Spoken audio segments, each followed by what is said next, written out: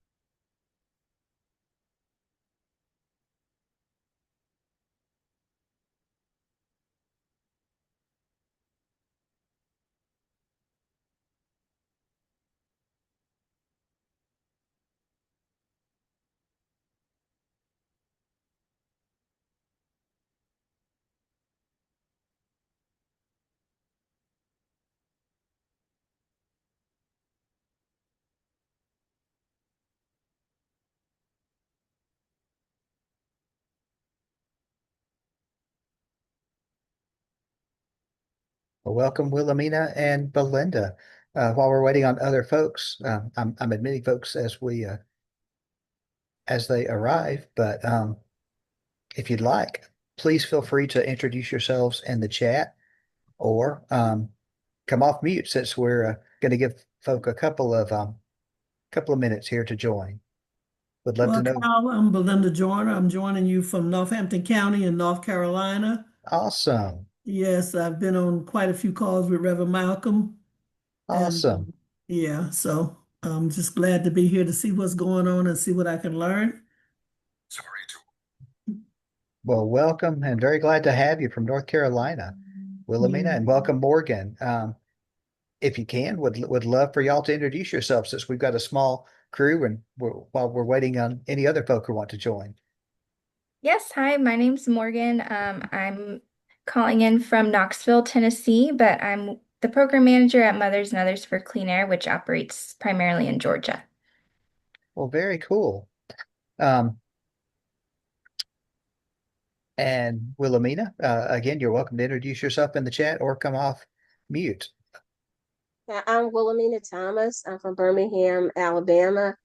I think I've met some of you other people through Thriving Earth Exchange as well. Right now, I've just had well, I've been working this year to found Mazatin, which is a nonprofit dedicated to telling the stories of the African American founding fathers of Birmingham Mm. and to advocate for green space in two neighborhoods called Inner Ridge and East Thomas. They tend to be left off of these bigger plans that the city is coming up with for other places, as not because their neighborhoods are dying. The Mm. majority of the people that live in them now are older than I am, and that's saying a lot. So so that's kind of where I'm at. And this is my first time on a call like this.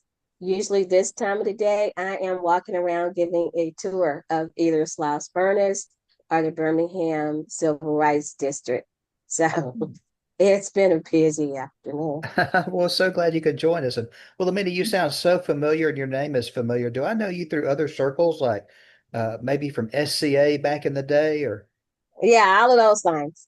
Ah, very cool. Okay. Yeah. Well, Yeah, all of those things. very cool. And I Well, forgot, Kyle, I forgot, Belinda, I'm a community consultant with Dogwood Alliance and also Northeastern Organizer for Clean Water for North Carolina and presidents of the Concerned Citizens of Northampton County. bless you, Belinda. Yes, we work closely with Dogwood Alliance on our biomass is one of our no dirty deals. Yes, Um, yeah. And I'm home to an Inviva plant, so right mm, now we're preparing for a public hearing. They want to expand again, oh, so we are up against that right now. gotcha. Mhm. And Martha, welcome. There were just a few of us. We were doing some introductions. To honor everybody's time, I'm going to go on and start my slideshow, but please feel free to introduce yourself in the chat. And with that, we will get started on the actual presentation. But since we're a small group, we'll keep it nice and informal. If I'll try to define all acronyms and and not speak in too geeky or nerd speak, but if I throw out something y'all don't know, or if you have any questions, please feel free to stop me at any point. But I'm Kyle Crider, the policy director for the People's Justice Council and Alabama Interfaith Power and Light, which is a program of PJC. And this is data-based advocacy for environmental justice. Our third, or originally I think it was supposed to be our fourth, but it's now our third in a series of our No Dirty Deals. Who the heck is PJC? Well, for those of you who don't know, um, and yeah, my boss is Rev Michael Malcolm, so I'm glad that at least one person on the call knows the Rev. Our vision, the People's Justice Council, is to create a just world, one corner at a time, a world that is equitable and regenerative, with just policies that place people and planet over profit. Our mission is to engage and equip communities with tools and access to build power from the grassroots up for change at the policy level. So that's what this webinar is really all about. Tools and hopefully some information on access so that all of us can build power from the grassroots up and ultimately change policy. As I said before, this is part of our No Dirty Deals series. What is a no dirty deal?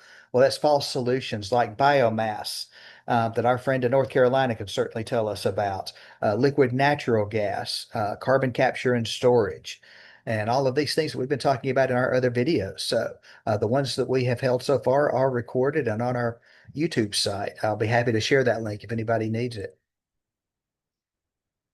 Um, but backing up, I suspect y'all all know what environmental justice or EJ is all about.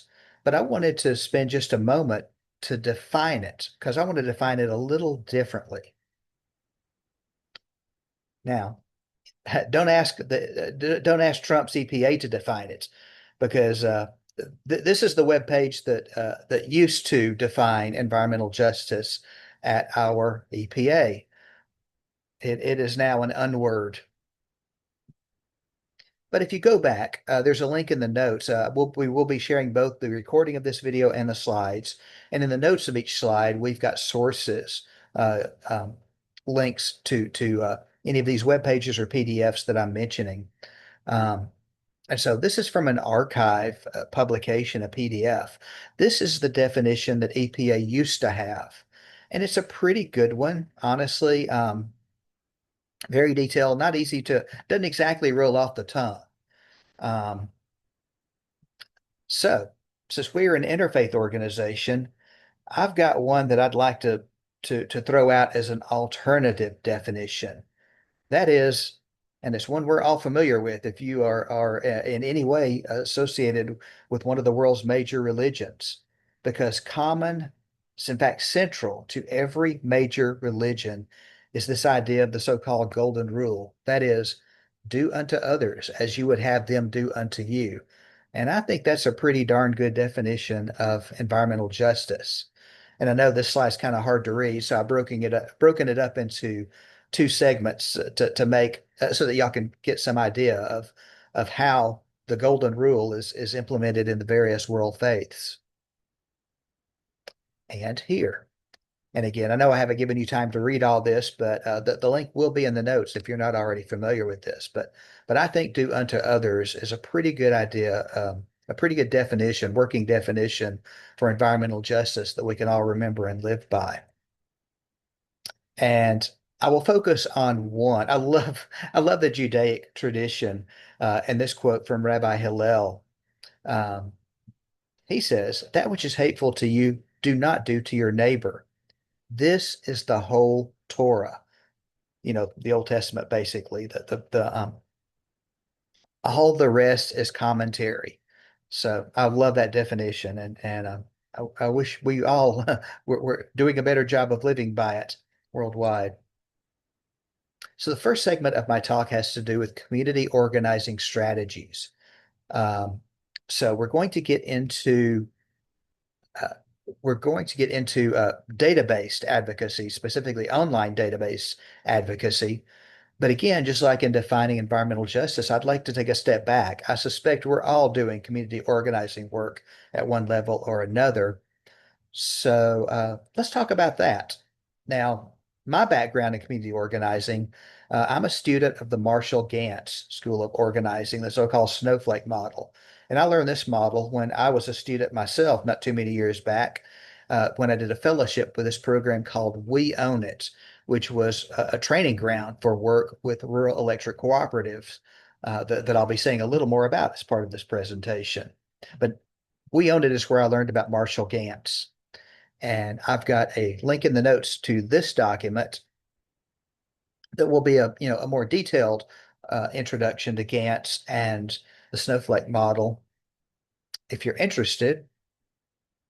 But here's a simplified version of it. It's distributed leadership, specifically for relationship building and empowering grassroots teams through nested structures. It is widely adopted, but it's not the only.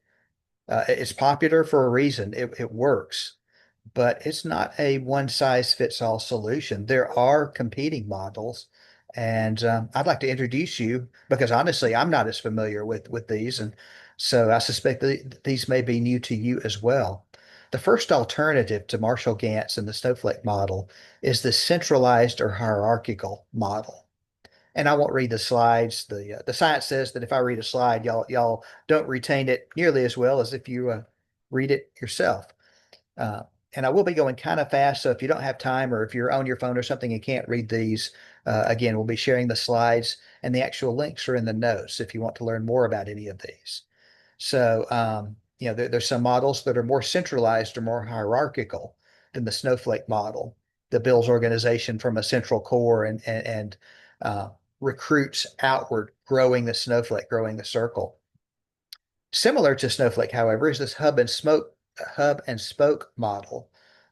It's a little different, similar, but a little different. And you can see its strengths and limitations. And also, who uses it? It's used by some national non-governmental organizations and advocacy networks. So, honestly, the Snowflake probably works better at the local level. If you've got an advocacy network that's, regional or nationwide, this you may want to consider hub and spoke. Then there's the swarmer network model. Uh, For those of you that remember Occupy Wall Street and a lot of our decentralized climate actions, they use this swarm or network model. Strengths, highly flexible, fast moving, and resilient. It's got its limitations as well. Again, one size does not fit all. Pick and choose, and even, there are hybrids of these. We don't have to limit ourselves to one model. That's colonial thinking. The momentum model builds energy and visibility quickly, used by groups like the Sunrise Movement, and another one I suspect many of you know, Black Lives Matter. And then this is one I need to research myself. I'm not familiar with this one at all, but it's used by a lot of faith-based coalitions. And so it's important for us as an interfaith organization to be more aware of this model ourselves. Uh, as an interfaith organization, for example, we typically approach and get to know houses of faith in the frontline communities in which we work. Why? Because houses of faith are already acting as resilience centers. Y'all know this, and when we get to know the local house of faith and treat the locals as the experts that they are, they know what's going on. They may not know the scientific the definitions or the chemical structure of the chemical that's killing them, causing cancer, but they know what's going on. So, uh, when we interact with local houses of faith and treat them as experts, We need to know about more about this model to do so effectively. And then this is kind of a summary comparing all these models. We can all learn more and pick and choose. So now let's, whatever model or hybrid that we choose, let's think about how we can do advocacy and ultimately change policy. And for this purpose, that's a huge topic, just like the organizational models. You know, we could spend the whole hour easily on any of these subtopics. But for the purpose of advocacy, database advocacy, I want to look at energy burden. What is energy burden? Well, if you spend more than 6% of your income, monthly, yearly, whatever, if you spend more than 6% of your income to keep the lights on and the AC running in the summer, or the heat in the winter, basically, we're mainly talking electric bills, but this gets into gas and other utilities too. But if you spend more than 6% of your income to pay your utility bill, you are considered energy burdened. At 10% or more, that is energy impoverishment. You are considered energy impoverished. And the darker red on this map, the more prevalent energy burden is. And as you can see, no surprise, thank you, Southern Company, which is very anti-energy efficiency, which is one way to combat energy burden. Energy burden is prevalent, high and prevalent throughout the Southeast. It's prevalent right here in Birmingham, my backyard. This is ACEEE, uh, the American Council for an Energy Efficient Economy. That's what that big line. That's always say ACEEE, but they do great work, even if it's hard to say their whole name. So it's a problem right here. So who's causing this prevalent problem? And I do say causing because this is what we label energy burden is a systemic problem. It is an aspect of our governmental and policy systems. The powers that be, like TVA. Um, and I won't spend a lot of time on TVA, but basically here, just using Alabama as an example, TVA is likely to provide power if you live in basically the northern third of our state, as you can see here. And they've got their own problems. I won't get into those, but but we could use database advocacy to urge them to move toward energy efficiency and clean renewable energy rather than backtracking like is happening now under the Trump administration. Now, most of us in Alabama get our power, no surprise, from Alabama Power. This is the Alabama Power map in their jurisdictions. But this is actually an oversimplification because Alabama Power doesn't supply. There's an awful lot of customers, even within this lower two-thirds of the state. It looks like Alabama Power uh, is everybody's power company, but that's not true. However, for those who do, I'll get back to that in a minute. But for those who do get their power from Alabama Power, of course, like most utilities, Alabama Power is a monopoly. There are no competing power companies to Alabama Power within their area. This is by design. Also by design, this group called the Public Service Commission, and there's similar groups in almost any state. You may know them as public service commissions or power utility commissions, PUCs or PSCs, or even stranger names. But basically, there are groups that are either elected or appointed. Here in Alabama, these people, our PSC commissioners are elected. Um, this is the most important election in Alabama that nobody knows about. These are the folk who are supposed to represent us to be looking after our rights against this monopoly. So this monopoly should be regulated, and it should be regulated by these three people. But if you know anything about Alabama's PSC, it's better known as a puppet service commission. It is the definition of regulatory capture. That is, the body that it's supposed to regulate has captured it. Alabama Power tells them what to do, not the other way around.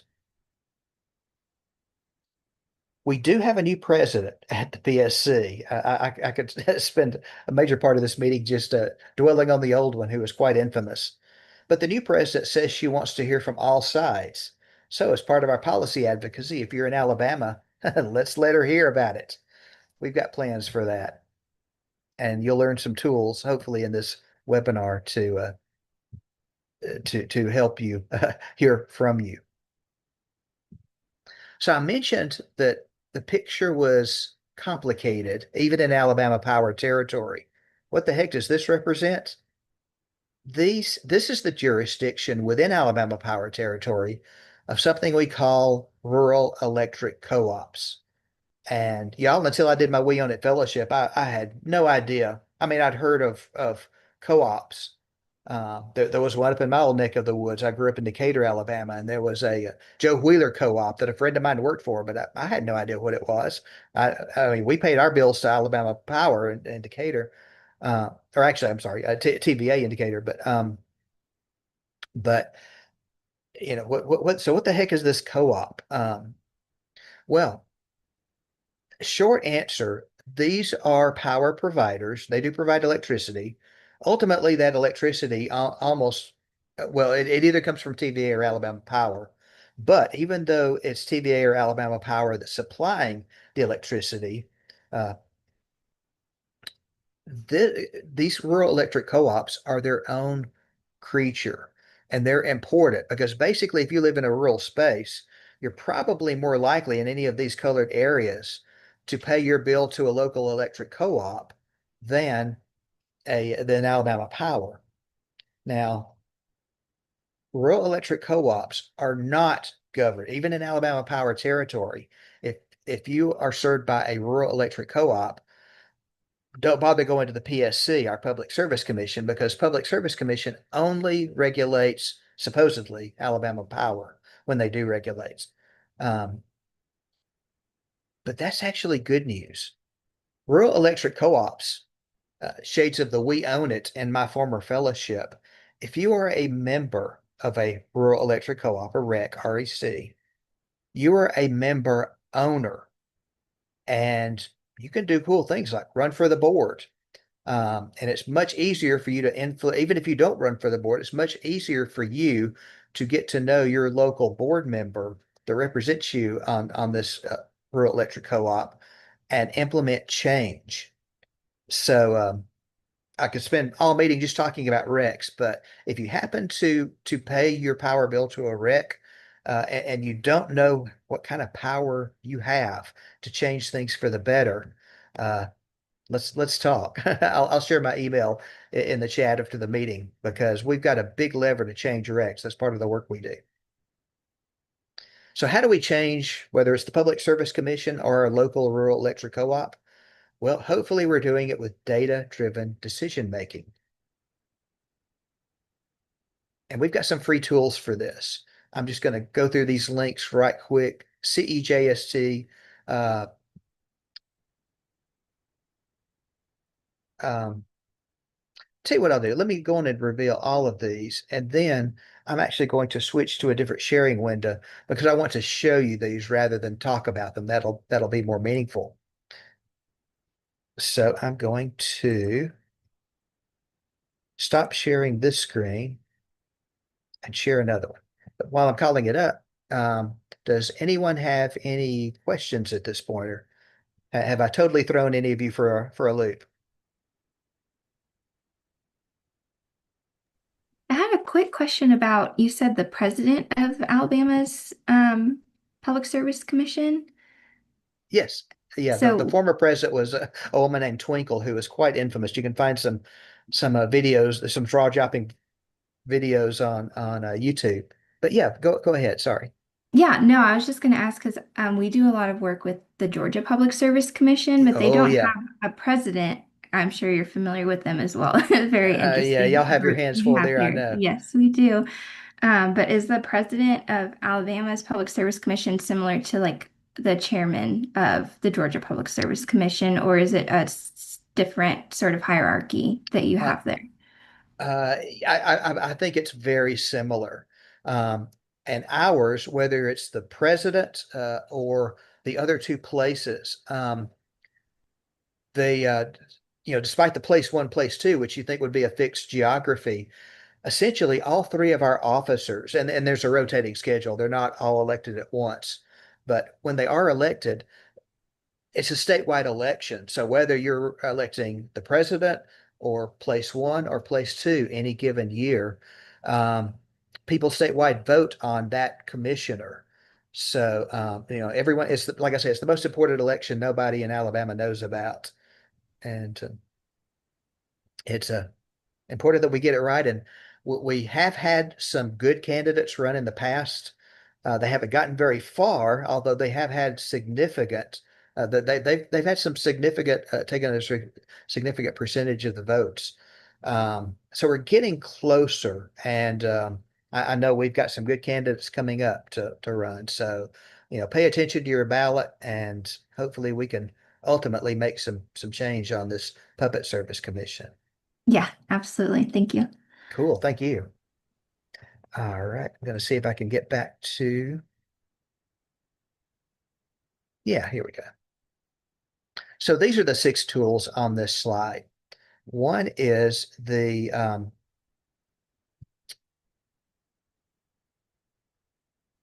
oh, and by the way, so this is that CEJST, Climate and Environmental, I'm sorry, Climate and Economic Justice Screening Tool. And like so many of these tools, uh, they have been systematically disavowed by our current regime. So we're having to find these in archival sources.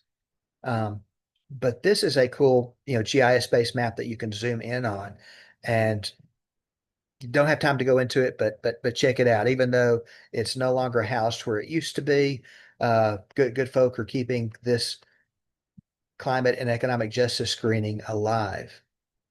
All right. I'm switching tabs, and I want to make sure. Are y'all seeing Earth and Equity, or are y'all still seeing the other screening tool?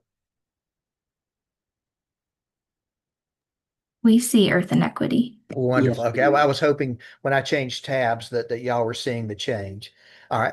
So this is a PDF. That second link on that slide will take you to this playbook, which is run by an NGO, a non-governmental agency, this Boulder Advocacy. So hopefully this isn't going anywhere.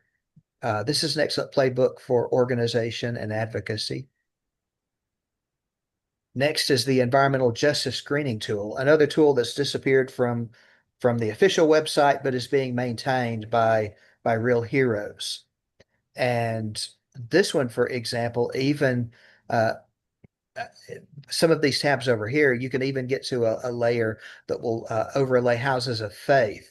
So we use this one a lot ourselves when we're dealing with frontline communities to identify local houses of faith. Another site that has gone where it used to be, but being maintained, is this NEPA. That stands for National Environmental Policy Act Assist. Another good tool for a particular kind of environmental advocacy. And almost done. Here's another PDF. This one disappeared off the EPA website, but it's good stuff, and we can grab it off archives. I don't know what that means. Sorry, question? Oh, I'm sorry. I forgot that I had unmuted myself.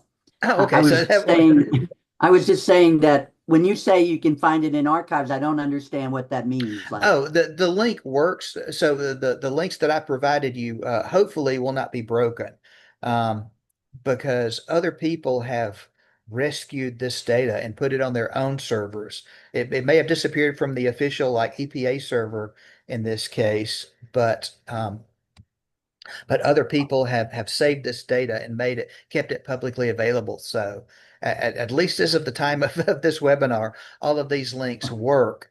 oh, okay. And hopefully that will not will not change anytime soon. If so, let us know, and we'll go find it again. And then if we have time,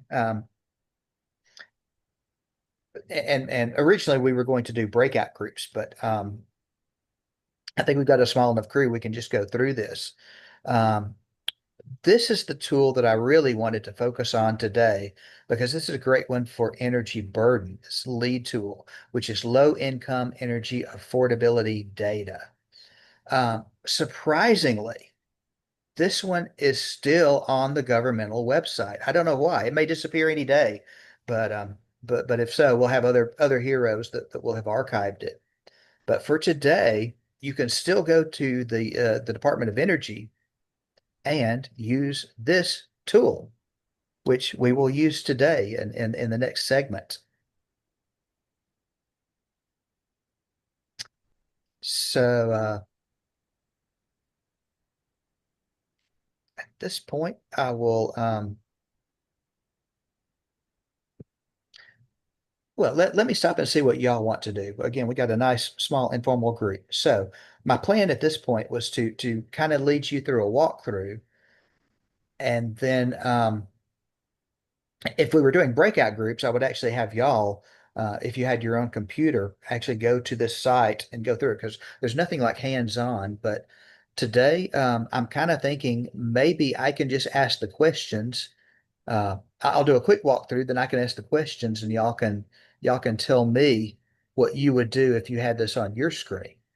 Um, or would that be helpful as a hands-on? The purpose of this is to identify areas of energy burden so that we may be better advocates, regardless of whichever model we use. If we identify a census tract with a high energy burden, we could go knock door to door. Um, or if this was a rural area under a rural electric co-op, we could reach out to our co-op board members. And if they don't respond, we could run for the board ourselves at the next election to change things.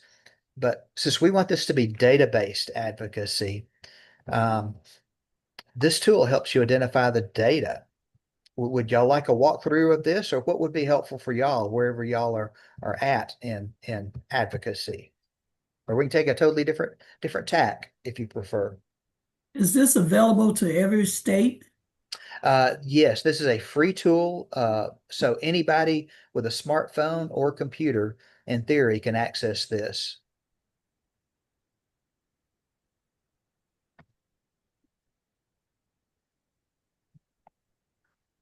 I wouldn't mind a walkthrough, whatever, whatever you were planning. All right. Anybody disagree? Would anybody like something different than a walkthrough on this tool? I mean, maybe you don't deal with energy and would prefer uh, database advocacy and some other issue. Well, okay, hearing none. Now there's a guide me. So when you when you forget everything I've told you, you can but you click the link and come back here. There's a guide me that will give you an introduction. But right now I'm going to close this window, and this is what the tool looks like when you first get into it. So it's kind of intimidating. I mean, all of this is grayed out, for example. Well, we know that we want to look at energy burden. And I'm not going to change this because this gets a little complicated. I'm just going to go with their defaults, but it's set for energy burden right now. You can further filter these. This is why there's energy burden up here and over here. If you wanted a more restrictive view of energy burden, you could filter. But like I say, that adds a level of complexity we're not going to get into today. We want to look at energy burden, and let's look at. Well, we are looking at states. So I'm going to type in Alabama. As you start typing, it'll give you helpful suggestions. All right. And the way this works is when you hover over, so we got a pin in Alabama, it zoomed, we're looking at energy burden in Alabama. So statewide, what does this mean? This means that the average, and I know there's three different kinds of averages if you're a statistician, but I believe this is good old-fashioned mean. What we usually mean is average. The average energy burden in Alabama is 3%. And anybody remember what I said? Your first bad level energy burden is? 6%. Thank you. Y'all were paying attention. Yeah. And so, you can look at other states. Mississippi's is also 3%. You can zoom out by scrolling your mouse or clicking these pluses or minuses. I mean, if y'all have used Google Maps, this will look kind of familiar. Um, but statewide, that's not very helpful because, a lot of folk are paying a lot more than 3%, as we know, from the map with all the red on it that we saw way back. So I'm going to show, we still want to look at energy burden, but I'm going to change this from states to counties. Now we're going to get some more helpful and differentiating information. So we can see that the background yellow is the 0 to 3%. So, before the state was in green at 3%. So the colors will change based on the map. Don't go by color, go by the legend in any map because um, uh, that may change. So yellow is 0 to 3, green 3 to 4. So, if there was a dark blue, that would mean that the average in the county was 12 to 15%. Yeah. Thankfully, we don't have any counties with that high an average, but what we have is bad enough. And y'all look at, if you know your Alabama geography, what area is this where most of the darker blue is?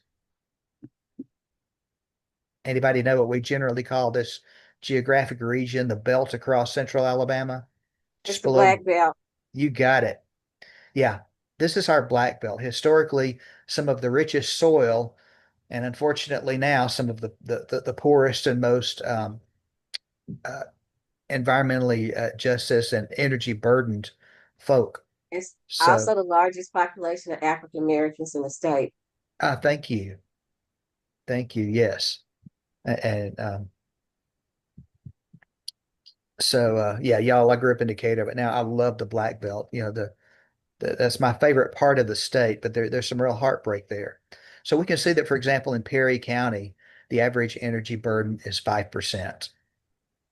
And you can click it and get more details over here, see what the median income is, number of households.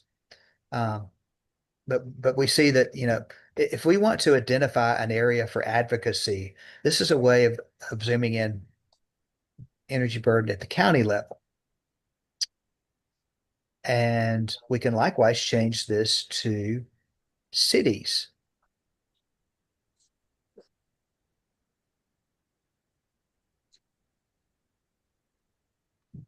And I'm going to zoom in because it's really hard to see at this level. Oop, sorry, didn't mean to do that. Um, that's what I meant to do. I'm just going to zoom in, so we can see that, Tuscaloosa's average energy burden is back to 3%. Um, a lot of Birmingham is 3%, but there's areas like Fairfield at 5%, Tarrant at 5%. So we can identify cities based on their, and again, if you, click whichever city you are interested in, you get more information. But we know that 3%, it's just like coloring the whole state red in an election. We know the black belt, it traditionally votes blue. So you have to zoom in to get the details. Well, likewise, even in cities, this just says, well, on average, if you live in Birmingham, you pay 3%, but a lot of folk pay a lot more. How do we drill in further? Census tracts. So if we change, still leaving it energy burden, but change the second drop down from cities to census tracts, and then we zoom in. So all of this central area is Birmingham, but now we can see some really dark blue areas. Oh my gosh, Census Tract 5 is 9%. That's approaching energy. The average person in Tract 5 is just 1% below being energy impoverished. And there's some other really high areas of energy burden.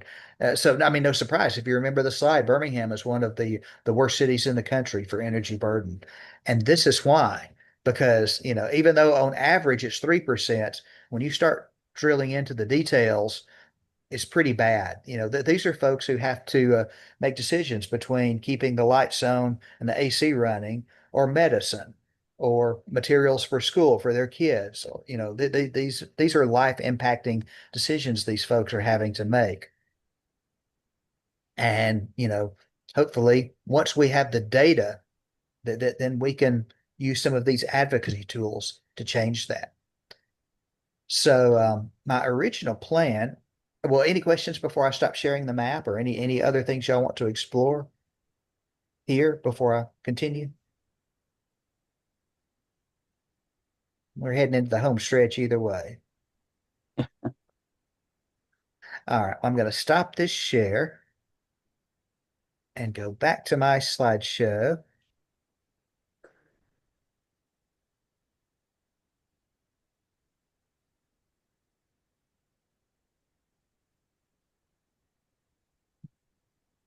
All right, so again, these were the 6 tools I showed you on screen, and this it's actually the middle one, the low income energy affordability data tool that I was drilling into for purposes of that demonstration. But all of these are useful for advocacy, uh, whatever you're doing. Um, I was going to get into some case studies, but nah. And this was good. This is what I was going to ask y'all if we had enough people for breakout rooms. So this is basically what I went through. Find county or counties with highest energy burden, cities, zoom in for census tracts. So, you know, if this was the kind of work that y'all were doing, organizing to fight energy burden, and you know, I don't ask y'all to name a model. I don't expect y'all to know the models. I don't know the models well enough. But just from a practical standpoint, how might you go about organizing to address energy burden in one or more of these priority areas? Because I mean, I know y'all do other advocacy work. So how would y'all go about doing it? And we can fit it into a model if need be.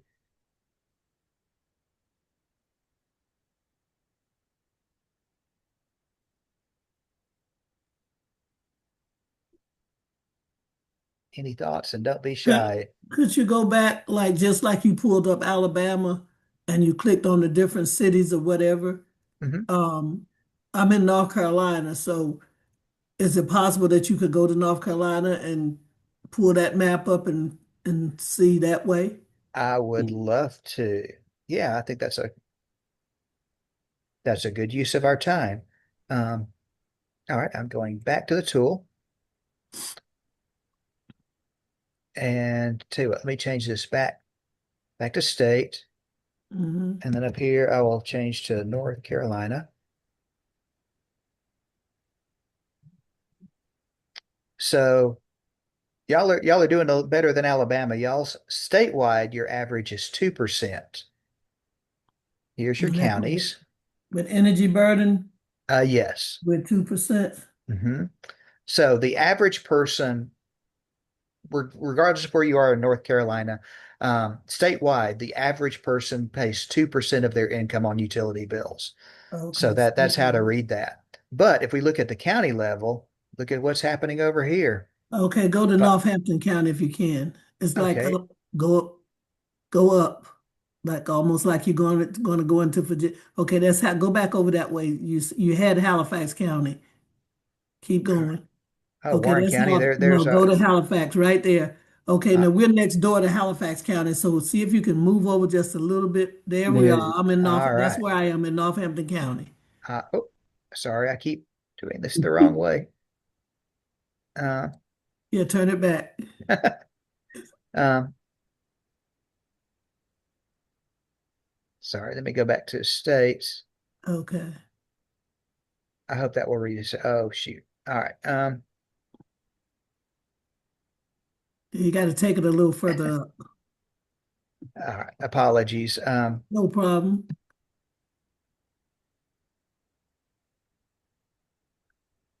Okay, so go to your right. Right here. Right, go back. Right there, Northampton County. And we're what percent? 4. Yeah, go to the orange one. mhm. It's Okay, Yeah, we're it's 4%. listed. So here's I clicked on it, so it's now orange. So yeah, okay. average wise is 4%, but we can drill in even further. If we go to census tracts,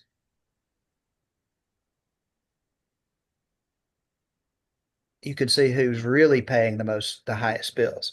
So if you're in this census tract in Northampton, it's 6%, or Wow. that one. So yeah, those are the two worst places within your county by census tract. And you can kind of tell, where they are geographically. Okay, hold it right there. All right. I'll zoom in a little bit so you can see better. So you can see the county outline, and then looks Mhm. like there's 3 areas that have a 6% energy burden within your county. Wow. In fact, the only area that's really, um, statewide, you were at what did we say, 2%. Hmm. Even your best county is at 3%, but yeah, these are the ones that are energy burdened right there at 6%. Oh, wow. Thank you. Sure. Would anyone Mm. else like to explore or take this in a totally different direction? Good stuff.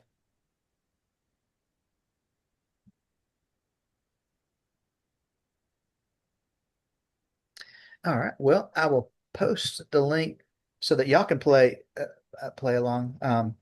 Here is the link to this tool specifically. We'll be sharing the slides with all the links, but for y'all, if you're into energy burden as I am, um, this is your particular interest for advocacy. That's the free tool, and hopefully it won't. Hopefully it will still be there tomorrow. But if it disappears, reach out and we will find who has saved it. And so I'll also post my email and my cell phone number. So feel free to use this number for texts in the future. But that was mainly what I wanted to talk to y'all about. At this point, we can open it up if there's any other questions or final thoughts before I give you your evening back.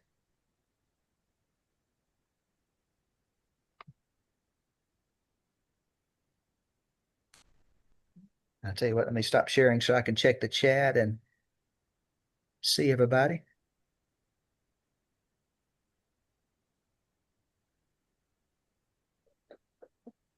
Oh, hey, Martha, I see your note in the chat.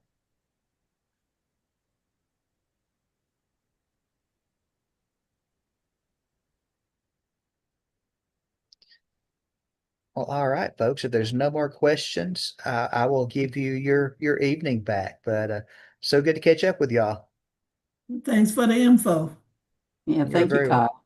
Appreciate that. Have a good one. And Wilhelmina, let's talk. Good to see you. Good to see you Okay. virtually again. Yeah, I'll send you an email. I love it. Okay. Cheers. Bye.